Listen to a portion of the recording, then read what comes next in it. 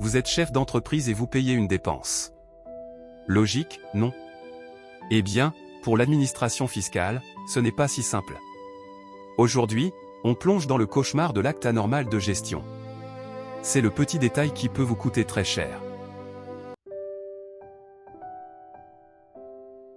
Qu'est-ce qu'exactement l'acte anormal de gestion? Il convient tout d'abord de distinguer l'acte anormal de gestion des simples décisions de gestion, que toute entreprise peut prendre librement. Mais attention, si ces décisions sont faites dans le but d'échapper à l'impôt, elles peuvent devenir irrégulières. Et puis il y a aussi les erreurs comptables, comme l'oubli d'une charge ou d'une recette. Celles-là ne sont pas volontaires, et l'administration permet souvent de les corriger après coup. En France, l'acte anormal de gestion est une création de la jurisprudence du Conseil d'État. Autrement dit, ce n'est pas une loi écrite dans le Code, mais une règle née des décisions des juges. Selon le Conseil d'État, il s'agit d'un acte qui met une dépense ou une perte à la charge de l'entreprise, ou qui la prive d'une recette, sans aucune justification pour l'intérêt de l'exploitation. En clair, si une entreprise agit contre ses propres intérêts économiques, le fisc peut intervenir. Toutefois, le Conseil d'État, en tant que juridiction fiscale suprême, a redéfini l'acte anormal de gestion dans son arrêt majeur Croix Suisse du 21 décembre 2018. Par cette décision très médiatisée, le Conseil d'État a établi une nouvelle définition synthétique faisant désormais autorité auprès des fiscalistes. Il énonce: constitue un acte anormal de gestion l'acte par lequel une entreprise décide de s'appauvrir à des fins étrangères à son intérêt. L'analyse de cette formule met en lumière les trois conditions cumulatives de l'acte anormal de gestion. L'acte doit être le fruit d'une décision volontaire de l'entreprise, insistant sur son aspect intentionnel. Il doit se traduire par un appauvrissement effectif, dépense ou manque à gagner. Cet appauvrissement doit être motivé par un objectif étranger à l'intérêt de l'entreprise. Cette définition permet d'établir une typologie des actes anormaux de gestion. La typologie des actes anormaux de gestion. En France, les actes anormaux de gestion se divisent en deux grandes catégories. Premièrement, ils peuvent prendre la forme d'une charge injustifiée. Deuxièmement, ils peuvent être un manque à gagner, défini comme le fait de renoncer à des recettes. Les charges injustifiées qualifiées d'actes anormaux de gestion. Parmi ces types d'actes on peut citer les opérations effectuées au profit des dirigeants ou les charges payées indûment au profit de tiers à l'entreprise. Le Conseil d'État, confirmant l'arrêt de la Cour administrative d'appel de Bordeaux, a jugé que le versement d'avance par une sous-filiale à sa société mère constitue un acte anormal de gestion dans deux conditions cumulatives, à savoir une disproportion du montant et une absence de justification de la nécessité d'une telle opération.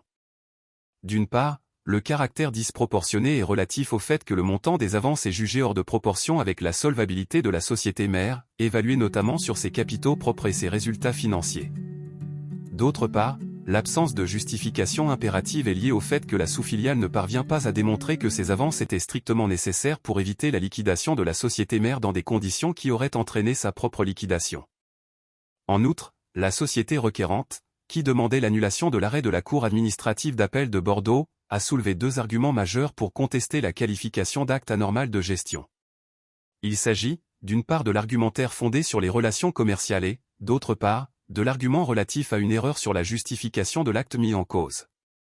Concernant les relations commerciales, la société affirmait que la Cour administrative d'appel avait commis une erreur de droit en jugeant que l'existence de relations commerciales historiques avec sa société mère n'était pas suffisante pour justifier ses avances.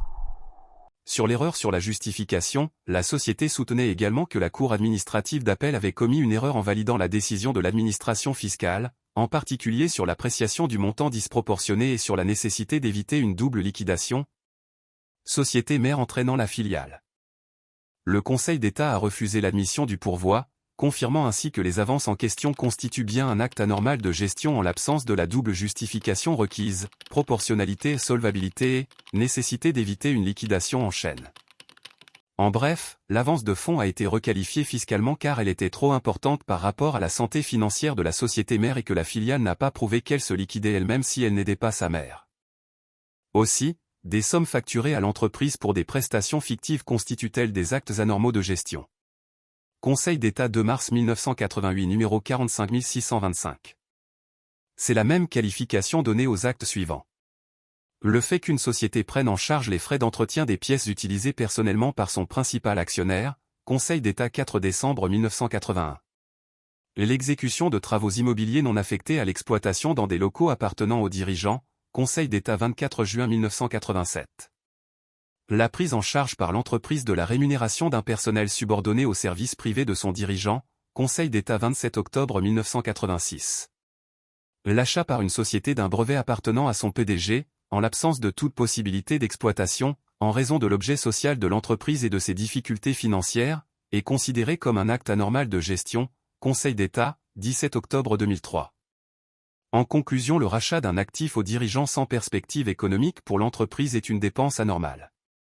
Le versement d'un surprix injustifié à un fournisseur étranger est qualifié d'acte anormal de gestion, Conseil d'État, 25 mars 1983. Payer un prix excessif sans contrepartie économique est une libéralité, donc un acte anormal. Les actes anormaux de gestion liés à un manque à gagner. Les cas d'actes anormaux de gestion entraînant un manque à gagner résultent de la cession d'un bien de l'entreprise à un prix inférieur à sa valeur réelle ou encore la renonciation par une entreprise à un profit. C'est l'exemple des prêts sans intérêt ou le fait de renoncer à obtenir une contrepartie lors de la signature d'une concession de licence de marque, Conseil d'État 26 septembre 2011. Ensuite, la prise en charge de frais incombant à des entreprises tierces sans aucune contrepartie est qualifiée d'acte anormal de gestion, Conseil d'État 18 novembre 1985 numéro 51321. Le cas particulier des dépenses RSE et leur déductibilité. En dépit de la loi Pacte, l'acte anormal de gestion reste la règle fiscale pour les dépenses liées à la responsabilité sociale des entreprises, RSE. Le contexte de la loi Pacte, l'intérêt social élargi. En 2019, la loi Pacte a modifié l'article 1833 du Code civil, obligeant les sociétés à être gérées dans leur intérêt social en prenant en considération les enjeux sociaux et environnementaux de leur activité. Cette modification visait à encourager les entreprises à intégrer des considérations au-delà du seul profit financier immédiat. La position de Bercy sur la loi Pacte. Dans une réponse ministérielle récente, Bercy, le ministère de l'Économie et des Finances en France, précise que cette nouvelle définition de l'intérêt social n'a pas d'impact sur l'utilisation de la notion d'acte anormal de gestion en matière fiscale. Ainsi, pour l'administration fiscale, allouer une partie du bénéfice à des actions socialement ou écologiquement responsables ne justifie pas, en soi, que le montant des dépenses soit déduit du résultat imposable. Le traitement fiscal des actions RSE. Conformément au Code général des impôts, une charge est déductible si elle est engagée dans l'intérêt direct de l'exploitation et apporte une contrepartie réelle et proportionnée. Les opérations de mécénat, soutien sans contrepartie directe, sont considérées comme un usage du bénéfice, une affectation du profit déjà réalisé, et non comme une charge concourante à la formation du bénéfice. Elles ne sont donc pas déductibles du résultat imposable. Comme alternative, ces dépenses peuvent toutefois ouvrir droit à une réduction d'impôt selon le régime du mécénat. Article 238 bis du Code général des impôts. En revanche, les dépenses de parrainage ou de sponsoring, avec une contrepartie ou un intérêt commercial direct pour l'entreprise, peuvent, sous condition, être considérées comme engagées dans l'intérêt de l'exploitation et donc déductibles. L'appel à une réforme, écarter les obligations issues de la loi Pacte de l'acte anormal de gestion. C'est la position du sénateur Jérôme Bachet qui estime que l'administration fiscale devrait repenser le concept d'acte anormal de gestion en ce sens.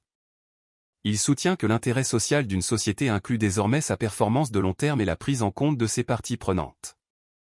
Selon lui, les actes tenant compte des enjeux sociaux et environnementaux ne devraient plus constituer un acte anormal de gestion, s'ils créent des externalités positives ou réduisent des externalités négatives car ils soulagent l'État et sont encouragés par la loi Pacte.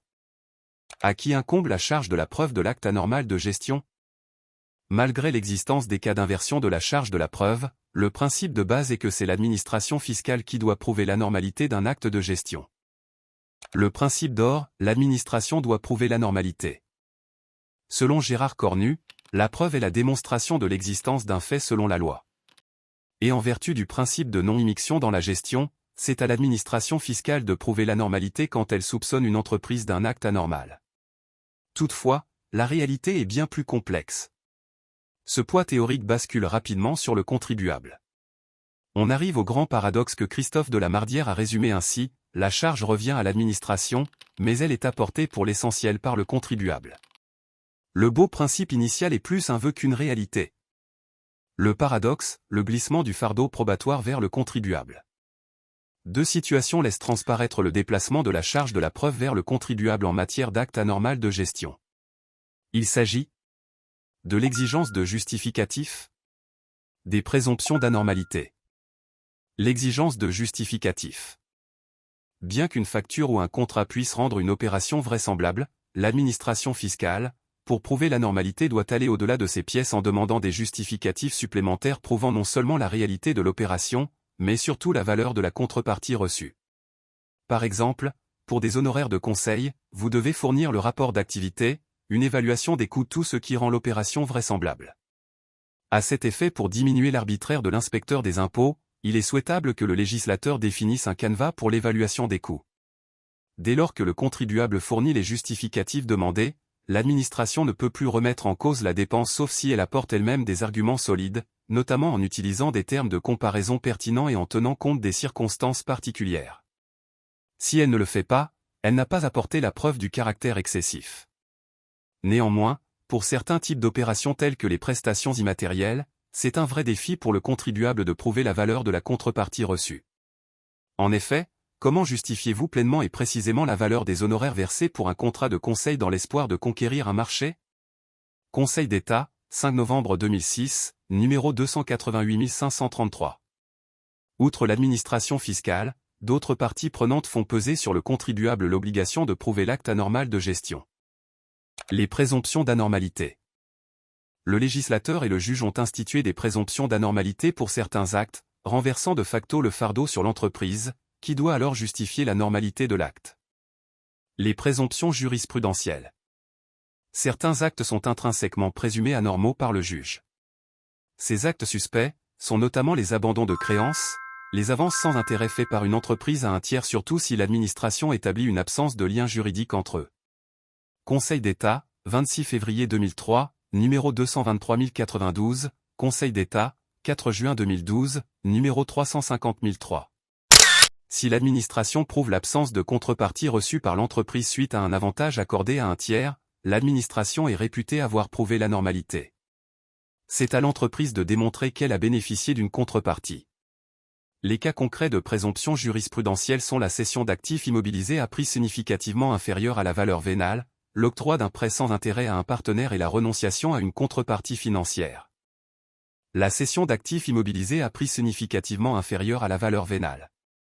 Céder une immobilisation, immeuble, machine, etc., pour beaucoup moins que sa valeur de marché appauvrit l'entreprise cédante sans justification économique immédiate. Cela est vu comme un transfert de richesse. Conseil d'État, 21 décembre 2018, numéro 400-2006, Croix et Suisse. L'octroi d'un prêt sans intérêt à un partenaire. Prêter de l'argent gratuitement fait perdre à l'entreprise prêteuse le gain qu'elle aurait pu réaliser en plaçant cet argent ailleurs ou en prêtant avec un taux d'intérêt normal. L'intention de favoriser le partenaire est présumée. Conseil d'État, 28 mars 2008, numéro 277522, S. à Clément. La renonciation à une contrepartie financière, exemple, concession de licence. Abandonner sciemment un revenu, redevance de licence, loyer, etc. pour en faire bénéficier l'autre partie est considéré comme un don indirect. Conseil d'État, 10 février 2016, numéro 371258, S. à Hôtel et Casino de Deauville. Les présomptions légales. Le législateur français présume anormales les relations qu'ont une entreprise avec des régimes fiscaux privilégiés ou non coopératifs. Il s'agit ici des fameux paradis fiscaux. Article 238 A du Code général des impôts. C'est à l'entreprise de prouver la normalité des actes. Il en est de même de certaines dépenses spécifiques que le contribuable a engagées dans l'intérêt direct de l'entreprise.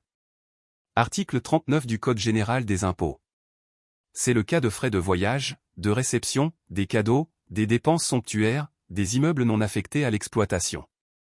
Article 39.5 du Code général des impôts français. En définitive, bien que dans le principe la charge formelle incombe à l'administration, dans la réalité, la preuve effective est apportée pour l'essentiel par le contribuable. Ce déséquilibre, qualifié de contorsionné par Christophe de la Mardière, est perçu comme une pression croissante sur le contribuable, ce qui pourrait potentiellement nuire au principe de liberté de gestion et de non-immixtion dans les affaires de l'entreprise. Par conséquent, le contribuable n'a d'autre choix que de préparer un dossier probatoire extrêmement lourd pour se défendre. C'est le prix à payer pour défendre sa liberté de gestion face à l'inspecteur. Comment se défendre contre une accusation d'acte anormal de gestion? La défense du contribuable en cas d'accusation d'acte anormal de gestion repose principalement sur la maîtrise de la charge de la preuve et la justification des motifs commerciaux de l'opération contestée. La prise en compte du principe fondamental. La charge de la preuve incombe à l'administration.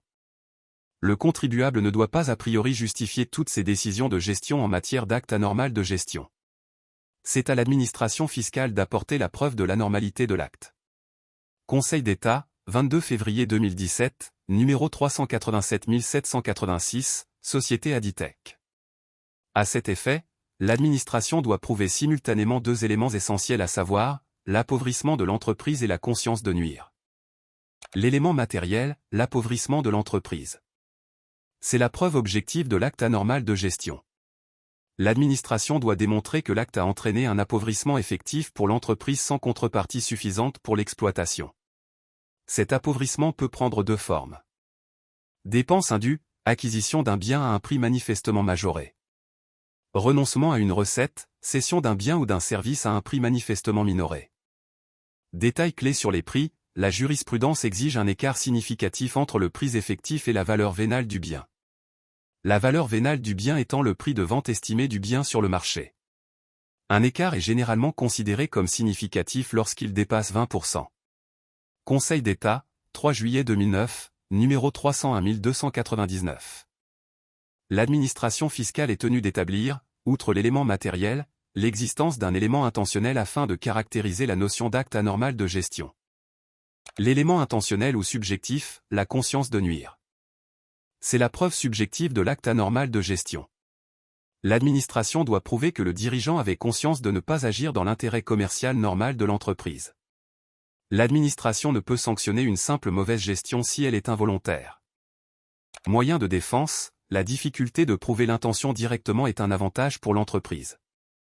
Cependant, afin de minimiser cette difficulté, l'administration fait souvent recours à des présomptions.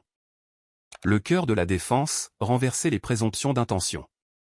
L'administration utilise souvent des présomptions de l'élément intentionnel pour établir l'acte anormal de gestion, notamment lorsque l'acte bénéficie à un tiers ayant des liens d'intérêt avec l'entreprise ou lorsque l'avantage est manifestement disproportionné. Dans ces cas précédemment évoqués, l'administration fiscale considère qu'il y a de fortes chances qu'une partie ait voulu gratifier l'autre sans contrepartie réelle ou suffisante pour l'entreprise qui s'appauvrit. La charge de la preuve est alors renversée, c'est à l'entreprise de prouver qu'il existait un intérêt commercial légitime à cette opération. Cependant, bien que certaines opérations puissent sembler déficitaires ou déséquilibrées, elles ne font pas partie des présomptions d'actes anormaux de gestion.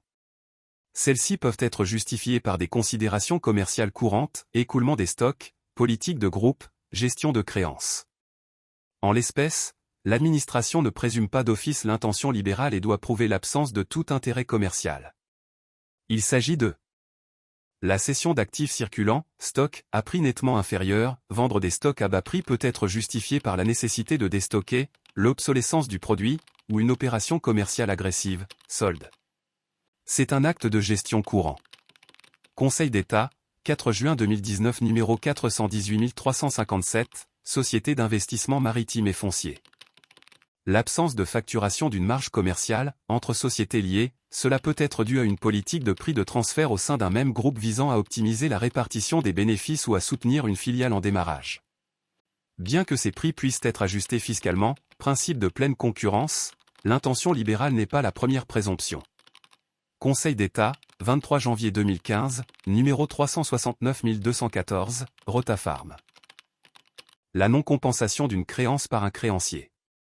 Ne pas exiger immédiatement le remboursement d'une créance peut être un geste commercial pour soutenir la trésorerie du débiteur, préserver une relation d'affaires future, ou attendre une situation financière plus stable pour maximiser les chances de remboursement.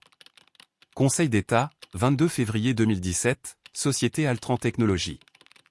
Ces exemples soulignent le point essentiel, l'intention libérale est présumée lorsque l'acte est anormal et sans justification économique apparente pour l'entreprise.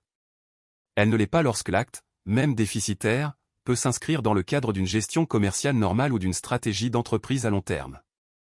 Les stratégies de défense du contribuable contre les présomptions. Face à une présomption, la défense de l'entreprise doit consister à la renverser en démontrant que l'acte, bien qu'apparemment anormal, était justifié par l'intérêt de l'entreprise.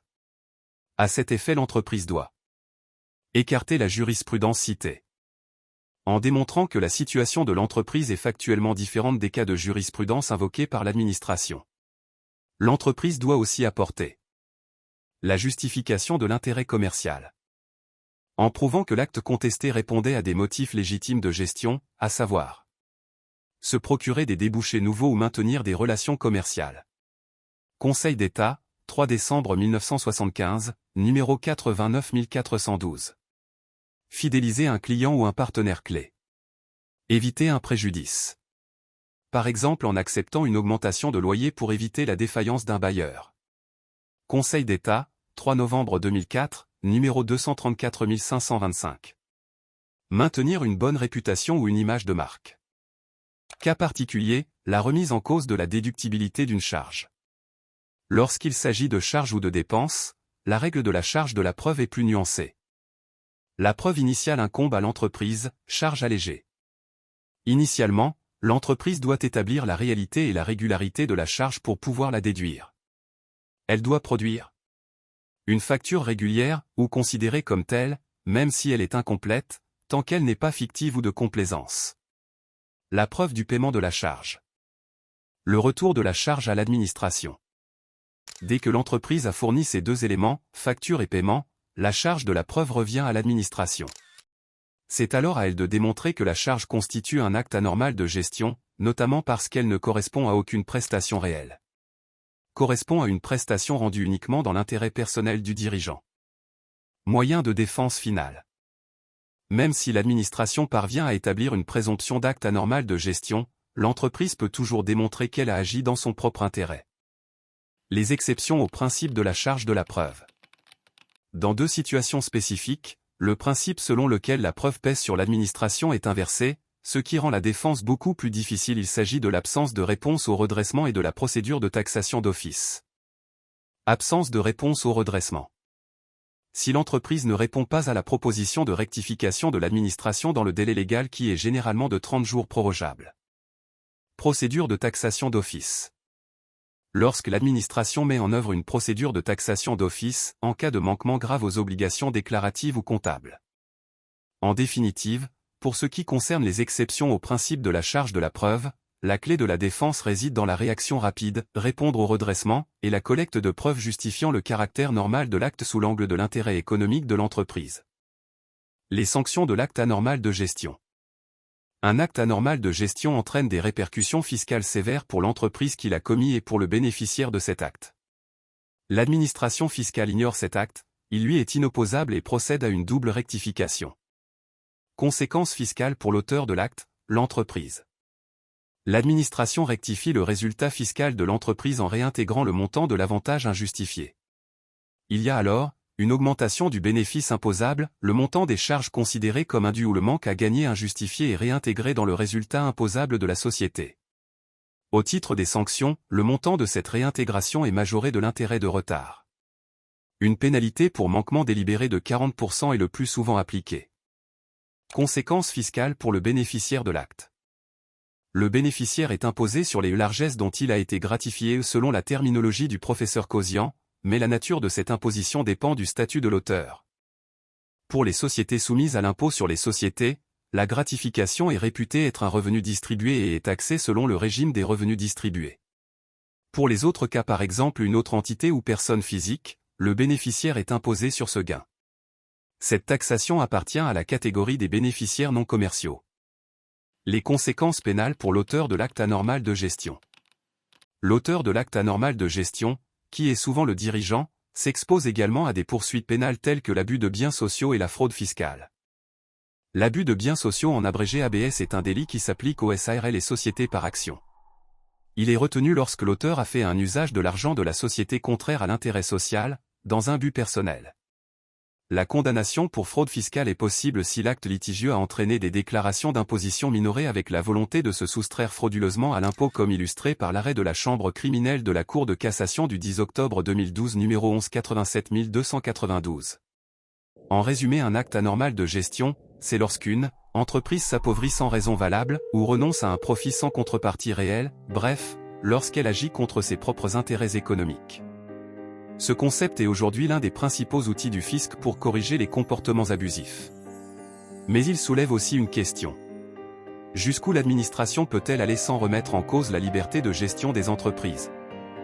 C'est la fin de cette vidéo. Dites-moi en commentaire, quel est l'exemple d'acte anormal de gestion le plus étrange que vous ayez rencontré ou imaginé?